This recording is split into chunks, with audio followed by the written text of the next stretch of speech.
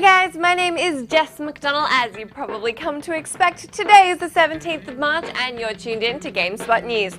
Let's talk video games.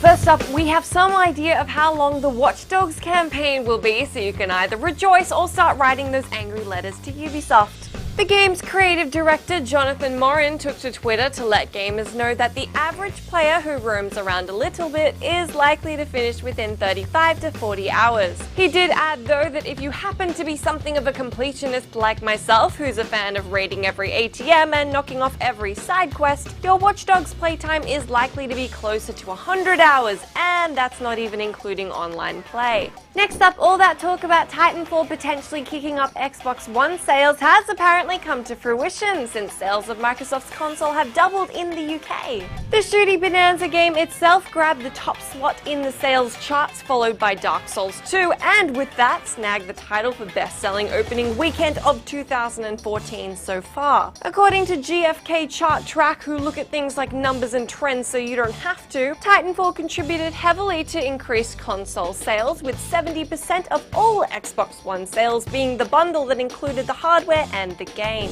Next up, I've got some Sony good news for you and some Sony bad news. Let's start off with the former. Matt Thorson, creator of crazy addictive action game Towerfall, yes, Tower not Titan, has said that PlayStation was super proactive about bringing the game to their console. The title was originally made exclusively for the kickstarted Android-based Ouya console before Sony snagged it and helped the dev create a version of the game for the PS4. Next up, Sony have done themselves in a little bit today, because while we're used to consoles and games getting cheaper over time, they've decided to bump up the price of the PS4 and some of its games in Canada. The official word is that the $50 bump from $400 to $450 for the PS4 has been made in order to respond to changes in the market environment. A possible explanation may be the declining value of the Canadian dollar, but we haven't had any clarification one way or the other. What we have heard is that infamous Second Son and MLB 14 The Show are both set to release at the higher price of 70 Canadian dollars.